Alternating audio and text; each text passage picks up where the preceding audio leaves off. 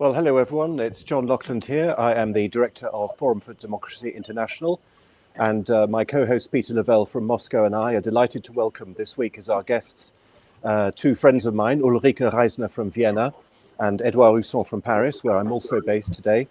And we're joined as well by George Samueli from Budapest. So we have a distinctly Central European flavor to our discussion because the subject is essentially Germany, Europe and Germany. Edouard and Ulrike have written a book published by the Brennus Institute in Paris called Decolonise Europe. Ulrike, perhaps you could start by explaining the title. Yes, actually the title is a bit provocative. At least this was what Edouard was said in his first reaction when I presented the title to him. But as a matter of fact, I think the title focuses in the center of the message of the book, which is to make clear that whenever we talk about Germany and Germany's role in Europe, we have to face the fact that Germany is still a colonized country from a point of view of US military bases and the interlinkages and interference between US politics, NATO politics, and German politics. I'm aware of the fact that from a point of view from an Austrian or German citizen, this might be very obvious because it is part of our recent history. But from a point of view of other Europeans, this might be not that obvious, and that is why we chose a very provocative title to make this fact clear. I mean, you make the point in the book, and it's very well taken, that in 1990, East Germany was decolonized because the Soviets left, but that West Germany wasn't. And I think you use that also partly to explain some of the differences between the yes. politics of the two halves.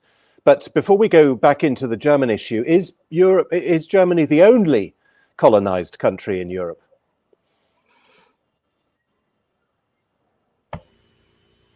Who should answer? I was going to ask Ulrike, but it's fine. Either of you can answer.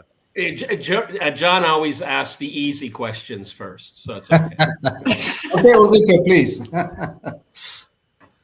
Well, actually, it depends always on the perspective you have. Huh? So I think from a point of view of military linkages, if you take NATO, for instance, there is for sure a very big difference between the Eastern European countries who joined later. There is a big difference, for instance, between countries like in the Southeast European areas and, for instance, in the Baltics. But this is also to be explained by history and other geopolitical and historical facts. Generally spoken, I would say that Europe is still partly colonized.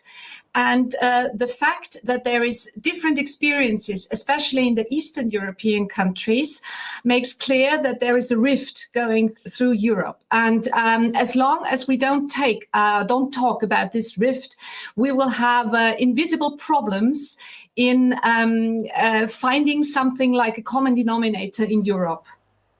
Yeah, the country I was thinking of when I was asking my question was Italy, because Italy also has very substantial military bases, even though I think there are far more in Germany than in Italy. Yes. But yes. You make the point in the book, and perhaps Edouard would like to comment on this, that the colonization of Germany is also economic. And that was one of the most interesting passages I found in the book. Edouard. Oh, sure. John, that's something which is not so well known, but which in our views explains a lot about the current situation in Germany. As far as the war in Ukraine is concerned, many people would praise Chancellor Schröder for connecting strongly with Russia, developing Nord Stream, and so on. But there is another side of Schröder which is not so well known. It's the fact that he introduced a revolution in the German capitalism, which was very well protected by the crossing of shares between banks and industrial companies, and this was not a shareholder capitalism as you know that in English-speaking countries, and what has become the model for every Western country today. So what happened is that Schröder liberalized very strongly the German capitalism in 2000, and it led to the fact that West Germany became much more a country with finance capitalism than it had been before. And you see that in the fact that when the war in Ukraine began, I met a lot of people from industrial companies in Germany who would complain about the fact that the links with Russia were cut, that there wouldn't be any longer cheap gas available, and so on. But on the other fact, their shareholders, who were their shareholders? It was BlackRock, it was Vanguard, it was all these funds who are deciding now the direction in which direction the German capitalism is heading. So yeah, you made that point. You made that point. It's a really interesting point, and I haven't heard it. I haven't heard it being given the significance that it deserves. The point being, of course, that prior to Schröder's reforms, shares in big companies, there was a tax on selling them, so they tended, if I understand correctly, to remain basically the properties of large German banks, and now instead they are the property of American investment companies. Yeah, and above all, they were in in the bookkeeping of the companies. They were not reevaluated every year, reassessed every year. It was a way of protecting German capitalism, but the German companies had been putting pressure on Chancellor Kohl already, telling him we are not up to the competition in Western capitalism. We have not enough financial capital. We don't have the possibility to fight with the same weapons as the British or the Americans or others are doing. But Kohl was an old-fashioned chancellor. He didn't understand much about economics, but he thought, well, we have been protected by the system for decades, so why change it? And Schröder, he was the friend of company bosses. He was always smoking his big cigars, and he was the guy coming from a very low social level to having become chancellor. He was very proud, and he was boasting about his social ascension. And he said, yes, let's do it, and we will fight with the same weapons as the Americans are doing, or the British or others. And the result is that his whole work, his whole achievement developed in establishing solid links with Putin's Russia has been unmade by the other part, the other achievement of Schröder, which is transforming German capitalism in a financial capitalism. That's a kind of modern tragedy, Well, you talk about the decolonization of Europe, and there's already been a focus on Germany. What would a decolonized Germany be like? How would it be different from the Germany that it is today? Ulrike, you know the Germans better than I do. Well, that's a difficult question, but as a matter of fact, I want to link my answer to one question I haven't answered so far. A question by John at the beginning of the sequence, meaning that why is there this rift in Germany today, which we see, for instance, if we watch the latest results of the elections for the parliament in February. And when you take a map of Germany, you will see that in the eastern German countries, the voting preferences are quite different from the voting preferences in Western Germany. And it is very easy to, and this is what happens all the time, not only in Germany, but also in Austria, and which is also a result of our history and our past, because it's very easy to explain that by things like this is the far right, and this is something like neo-Nazism and things like this. But according to Edouard and me, the reasons for this are far more differentiated and far more have to be elaborated in a very particular manner, meaning that if we want to build something like a bridge, not only in between Eastern and Western Germany, because the subtitle of the book is Decolonize Germany, Decolonize Europe. German needs a true reunification, and the idea behind it is that reunification the Germans haven't achieved so far, because what you can see today is that there are differences between the people in the Eastern Europe, in the Eastern German and the Western German countries. So without decolonization, there would be no chance to find something like a true sovereignty. And true sovereignty is the basis for all collaboration and cooperation, as to Edouard and me, in Europe. Yeah? As long as we haven't found a way to find this true sovereignty in the European countries, it will be very, very difficult to find a common denominator in Europe. Could I ask a question? Go ahead, George.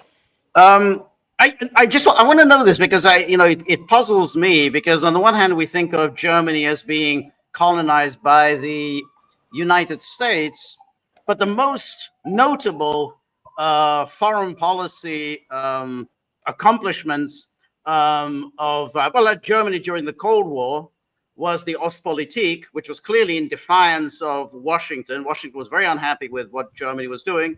But then in the post-Cold War world, we had the rush to recognize the secession of Croatia and Slovenia. And that was German policy. That was the United States was not on board with that. The Bush administration at the time was not happy about rushing to recognize Croatia and Slovenia. And it was Germany who triggered that war in Yugoslavia. And Germany did it pursuing traditional German goals, advocating on behalf of traditional client states such as the Croats and the Slovenes. And then if you go back, let's say just to today's Germany, it's not at all in good standing with the Trump administration. We had J.D. Vance in particular speaking out in Munich recently and pointing out exactly what needed to be pointed out, the German attitudes toward the Alternative for Deutschland, how Germany is violating democracy. And then you have Trump himself, who thinks that Germany is screwing over the United States. Its trade practices are directed against the United States. That the euro is, this is Trump I'm speaking for, the euro is a racket by Germany in order to screw over the United States. It's a way of devaluing the Deutschmark in order to make German products more competitive at the expense of US products. So you can make an argument of the opposite way, which is that, Germany and the United States are by no means on the same page on many, many issues. If I may answer about the Ostpolitik, if you allow me, I will correct one point. If you read Kissinger's memoirs and also what Egon Bahr wrote in his own memoirs, the Ostpolitik was implemented in direct connection with Washington the whole time. Willy Brandt was informing Kissinger or Egon Bahr was doing it. And could I interrupt and say, you look at the Nixon transcript, Nixon and Kissinger having a conversation, and Willy Brandt says, you know, I think Kissinger says to Nixon, I think Brandt is sick. And Nixon says something like, oh, does he have cancer? And Kissinger says, I hope so. So they were by no means, it was one thing for the United States to pursue this. They had a very different attitude. Europe. No. I know what you are quoting, but I think this was Kissinger's typical duplicity. He was well known for that. The reality is that Willy Brandt would have never implemented the Ostpolitik without getting the authorization, the approval by Nixon. And I've been working in the archives about this aspect, so I don't think it's the most important point today, but I just wanted to precise that. The second aspect about what you say as far as Yugoslavia is concerned, it's really correct, but you have to remember how the 1990s ended. It ended with the Kosovo War. And what was the Kosovo War? It was a war unleashed by Bill Clinton, by the US, today we would say the US deep state, to control the Germans again.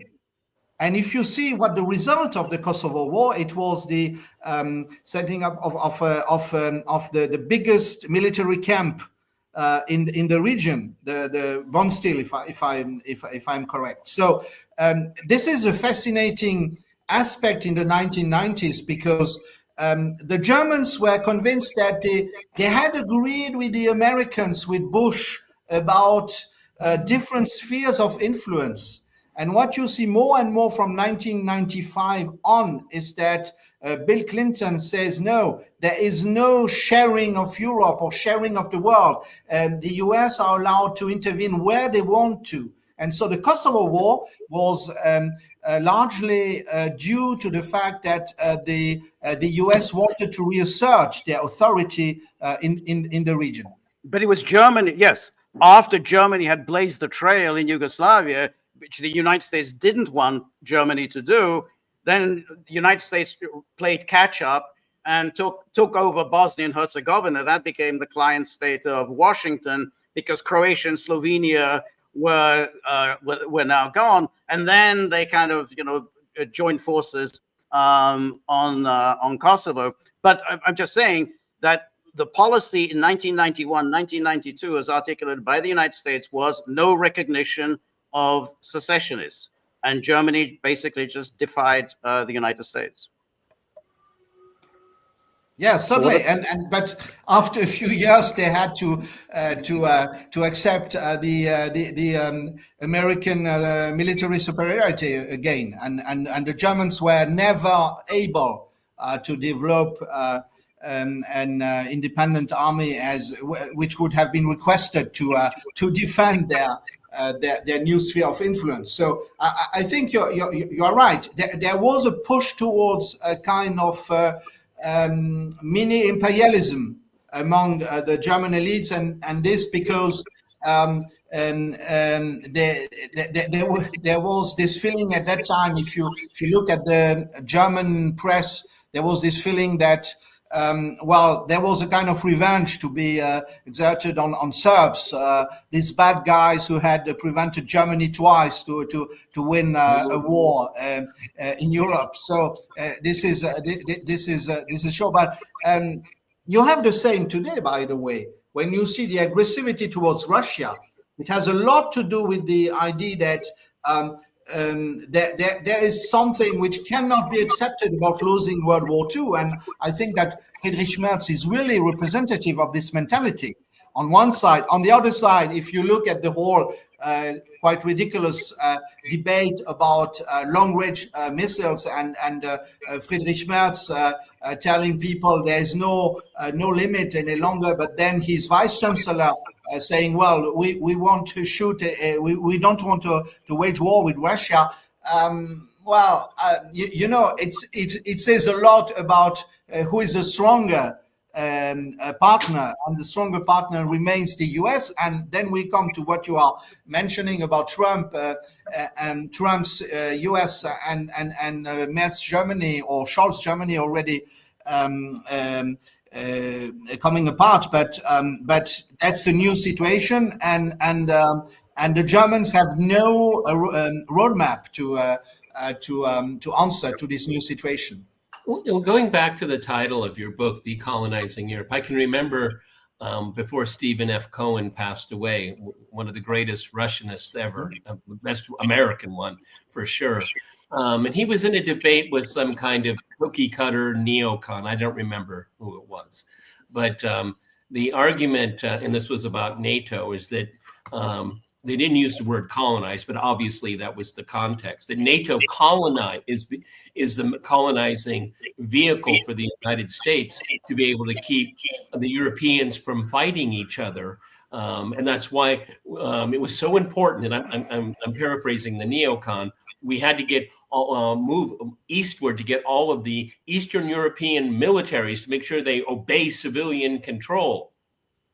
My point in asking this is that there is that attitude, a condescending attitude, particularly in the United States, and the UK is endlessly condescending to everybody.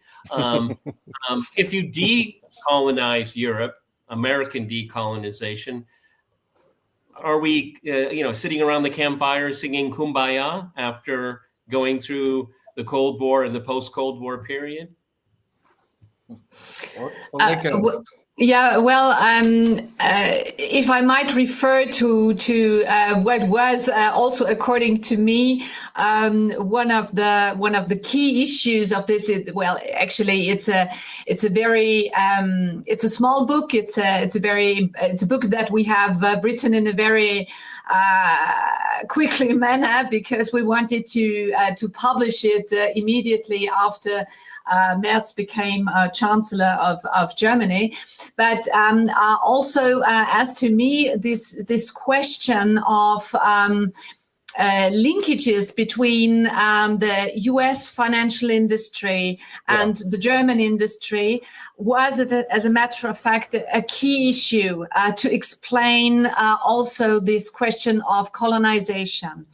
Because if we talk about colonization, not only of Germany, but also colonization of different European countries, also when it comes to Ukraine, but this is a very different issue, we have to take into account also colonization by the big tech companies, by the big financial industry companies, etc. So the thing is, it is more about being aware of this kind of colonization that is laying it's like a layer on our EU politics, on our national politics, and it is taking over more and more space. And I think what we observe at the moment is not only Brussels, but also like Berlin and other states like Italy, for instance, very good example of colonization.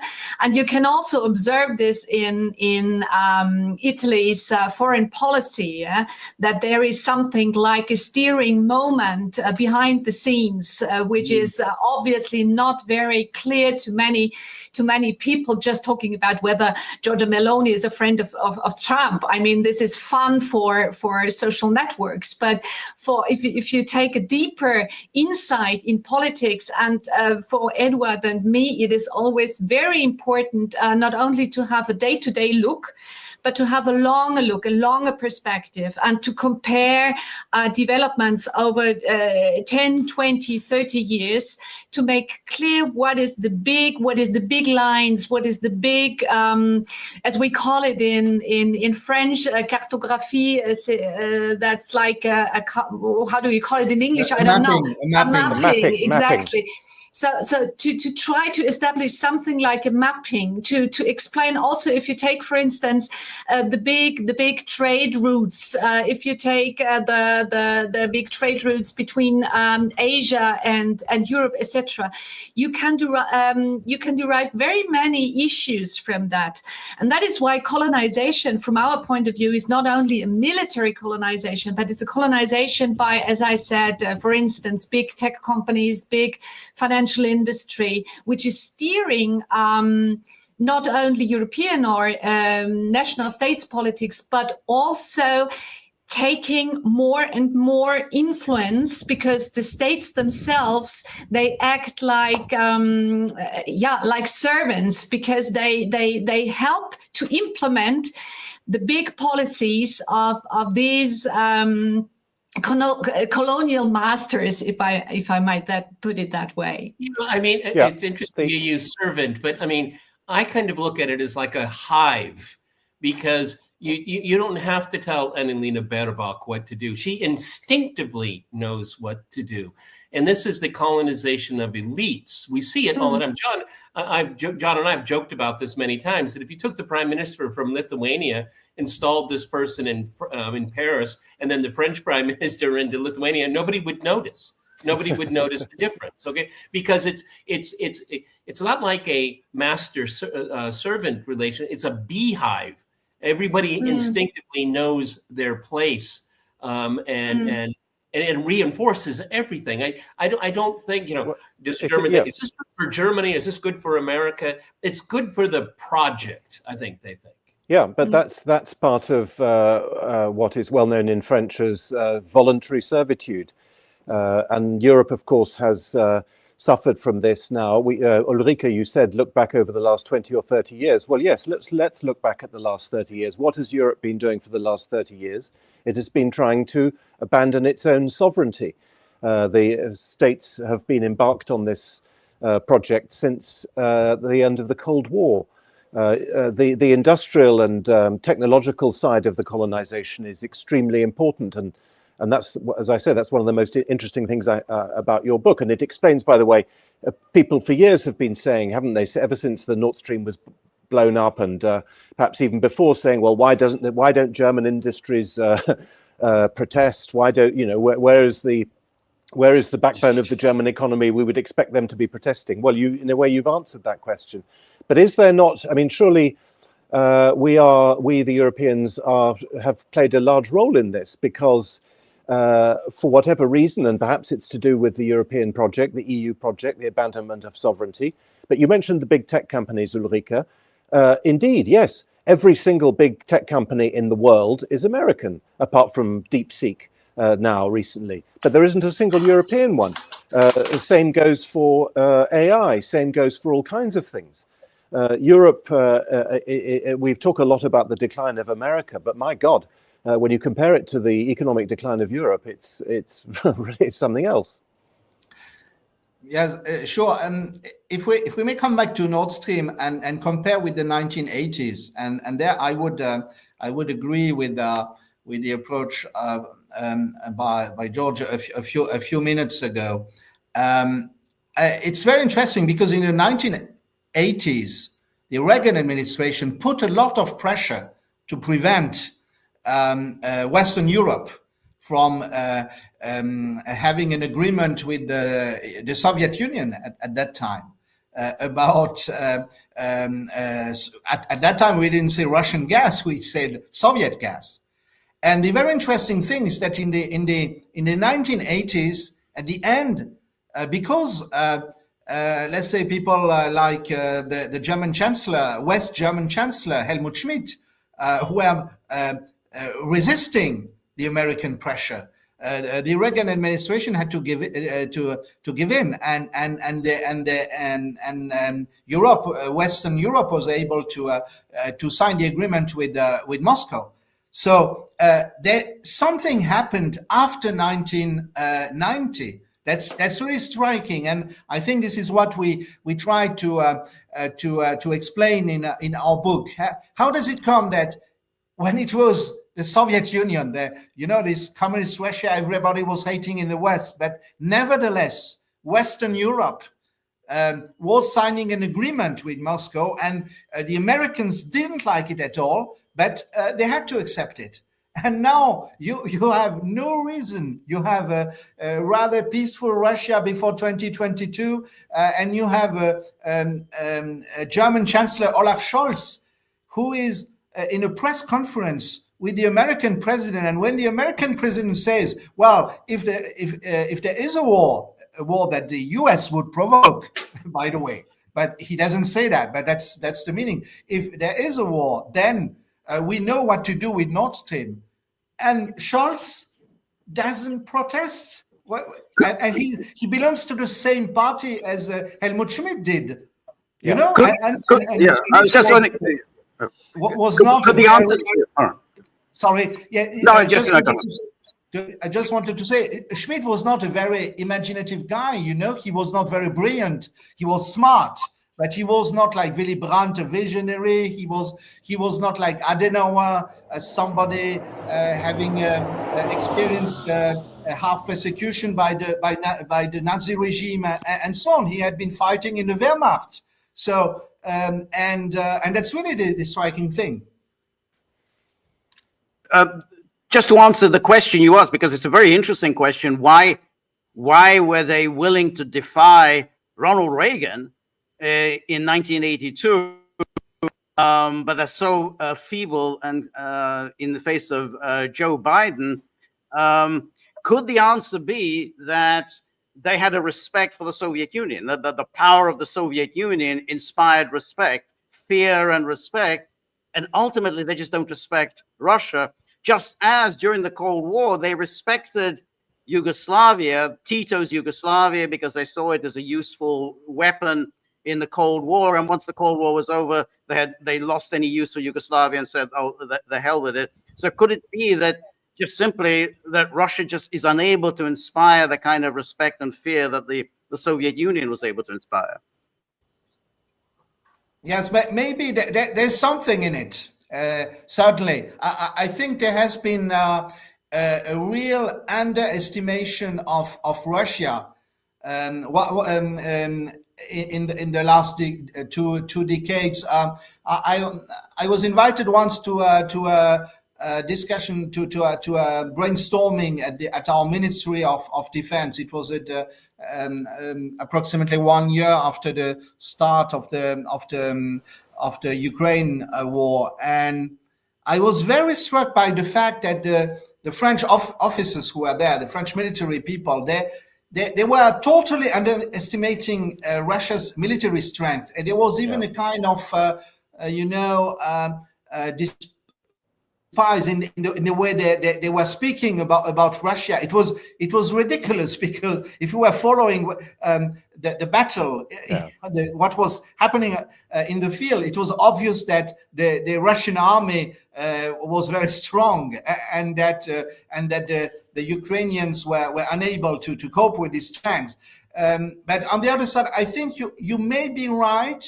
I would say that all these generations in the Cold War, they had been experiencing also the Second World War in some way. And it's not only that they may have feared the Soviet Union as a power. It's also they had respect for the achievement of the Red Army against Nazi Germany, and this is something I guess the current generations of politicians have completely forgotten. They have no idea about the reality of the Soviet-German war, what it actually was. Yeah, I completely agree with this, and I can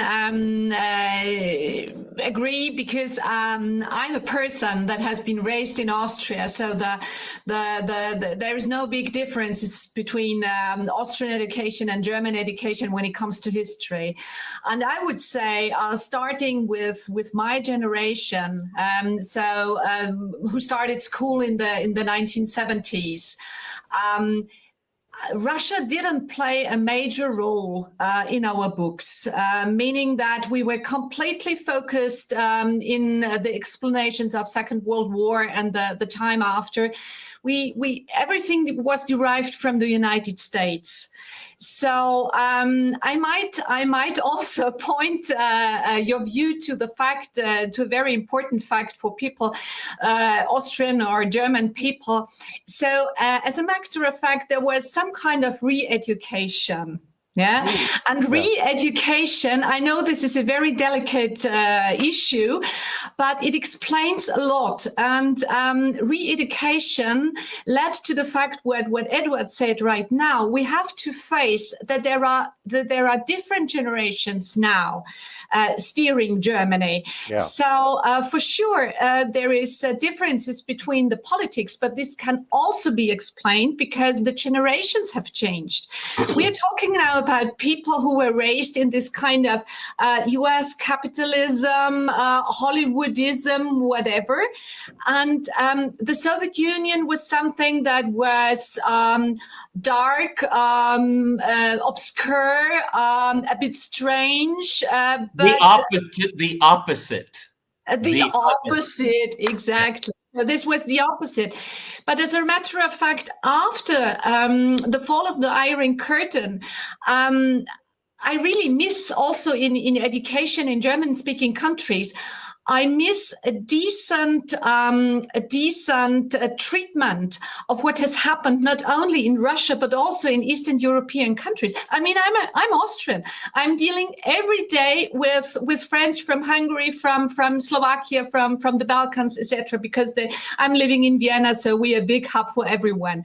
But I'm stunned that still in 2025 we still know only a little about the history and the backgrounds and the traditions in these countries.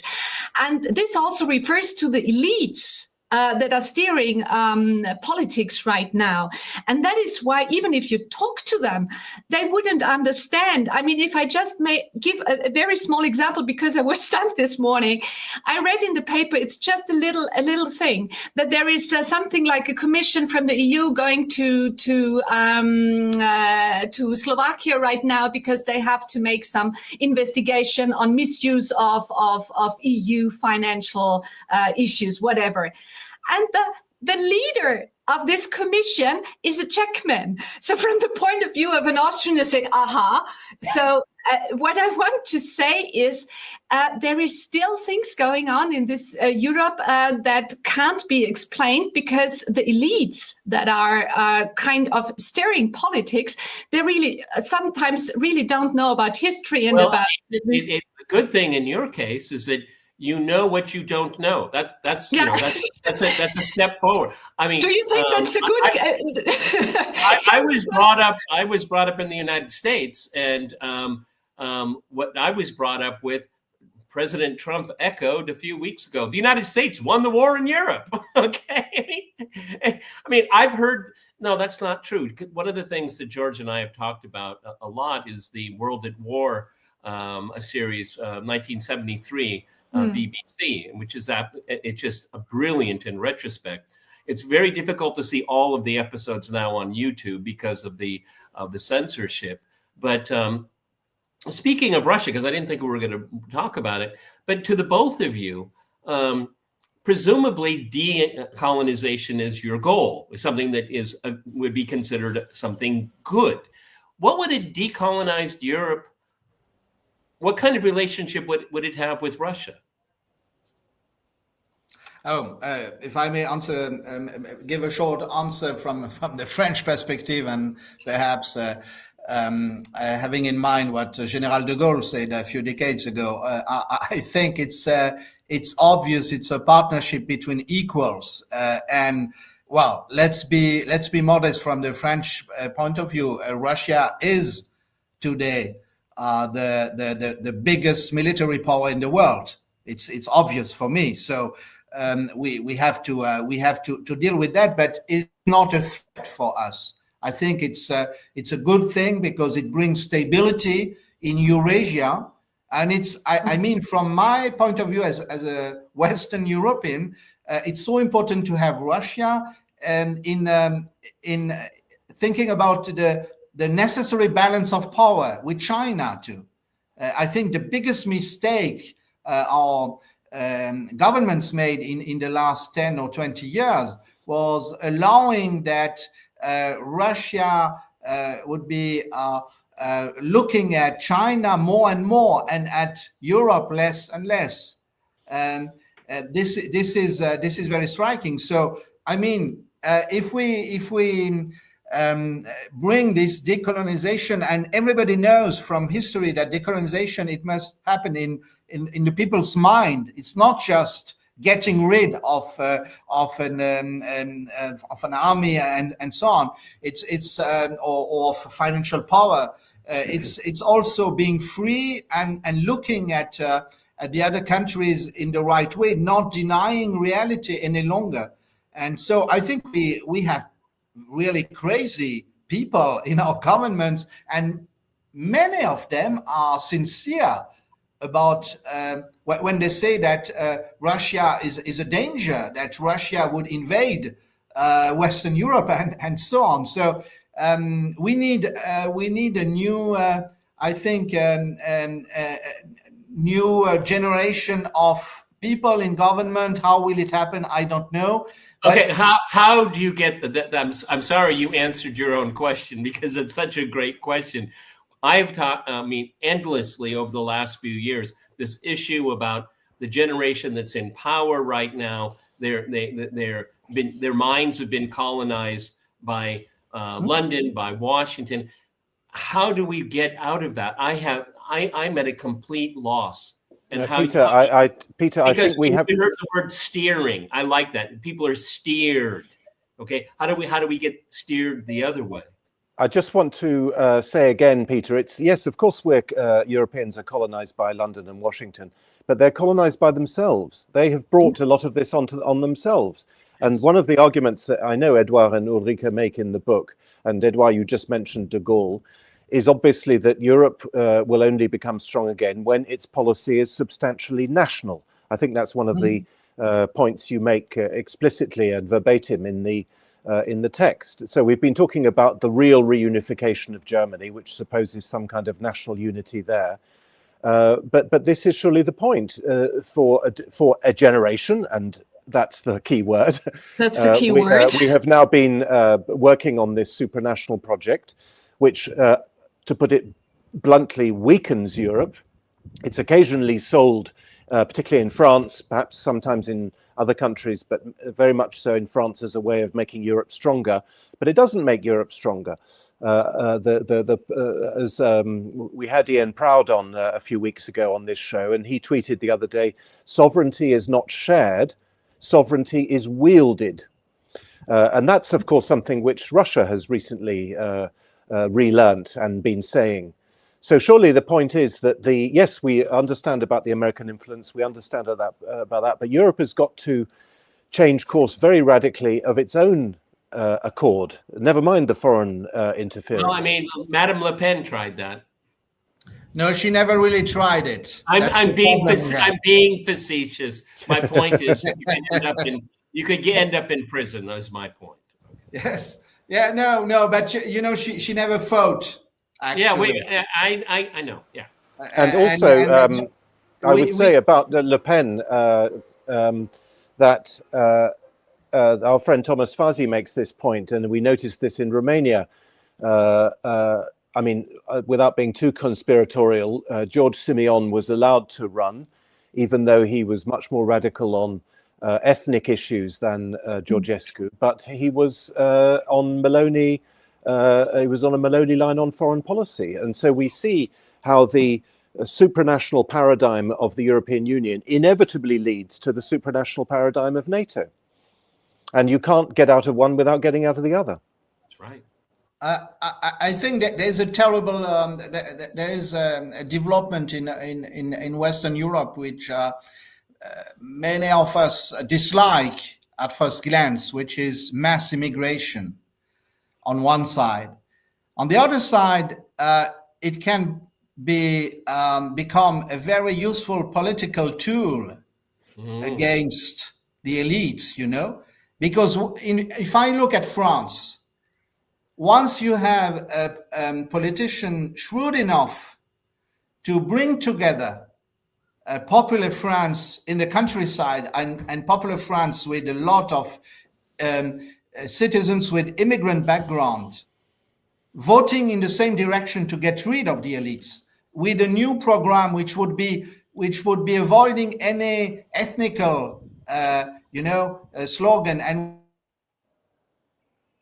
that's a fact. That's who we are. We are French, and we want to get rid of these elites which are not defending France and the French interest. This will be the end of the current system. But where the system was very smart and learned a lot from the US in this case, is that they were able until now to put forward the so-called ethnical issue, you know, the ethnical debate, to prevent any gathering of strengths among the popular French class, you know, so that you would have. Nowadays, it's a system which is a terrible system for democracy, because we have on one side Mrs. Le Pen, or who will succeed her, on the other side the extreme left, and they are fighting each other. They hate each other, and it's the best way for the system to stay in power, you know.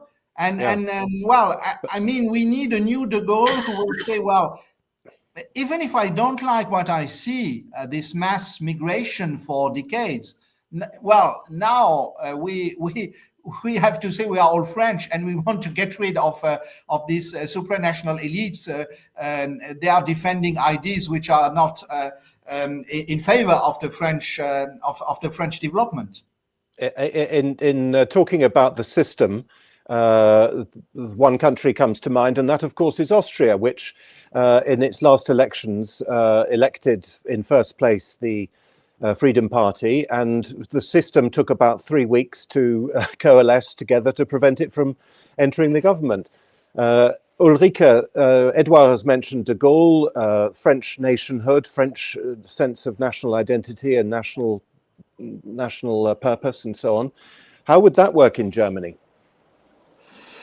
As a matter of fact, there are big differences between France and Germany, but nevertheless, it doesn't prevent Edouard and me to work together and to find common perspectives, which is actually very, very, very interesting.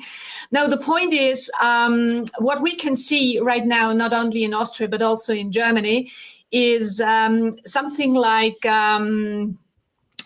popular parties like AfD, for instance, or also FPÖ, which is the Freedom Party in Austria, gaining more and more votes. Why is that so? Because they find a program which can be voted for by more and more people, which is not so far a question of an ideological question, but more a question of fighting, as Edouard said, against elites, which is actually in Austria a very big struggle, because we have this special kind of social partnership, which is implemented also in our basic, the basic rules, but also in Germany, it's very hard to fight the establishment. But I would say if we try to find some ways out of this dilemma, I would say one of the most important things to me is to learn geography again. This is what I miss. So I say to the people, please look at the map. Please look at the map and then decide what are you talking about. So if you talk about Romania, for instance, it's very easy if you sit in Brussels or elsewhere to say, these Romanians and blah, blah, blah, blah. If you take a look at the map, you will become immediately aware of what is the problem of Romania. Yeah. Same applies, for instance, for Poland. Same applies, for instance, for the Balkan countries. So a way out would be, for instance, having a closer look on geography and defining what is important for Europe to find its stability. And if we talk about Europe from the point of view of geography, we have for sure to cooperate with Russia, because Russia is a part of Europe. And we won't find stability in Europe in whatever form possible if we don't cooperate here. Yeah. Well, sorry, go on. No. One of the things that the map teaches us is that Austria is linked by a well-known river to Hungary. And yet Hungary, perhaps this is the moment for George to come in conclusion, does seem to have achieved some of the things, without being uncritical about the current leadership in Hungary. It does seem to have achieved some of the things that I think we're all thinking about. And how come it's only happened in one country, George? Well, that's a very good question. And Hungary has achieved certain limited goals on some social issues, on immigration. Orban has mastered the skill of terrific speeches, rhetorical flourishes on Ukraine, but he doesn't depart too far from the EU-NATO consensus on Ukraine. He's gone along with all the sanctions. You know, he talks, oh, the sanctions are doing terrible things, but he goes. He'll leave the room. Yeah, he'll leave the room, you know, for a cup of coffee. Notice he didn't go to Moscow on May the 9th. Fico did.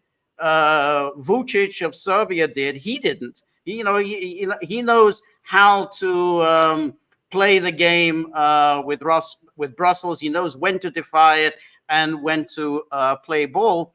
And one has to say, though, that I can't guarantee that he's going to be re-elected next year. He's got a very tough re-election fight ahead of him, and the EU are going to pull out all the stops to defeat him.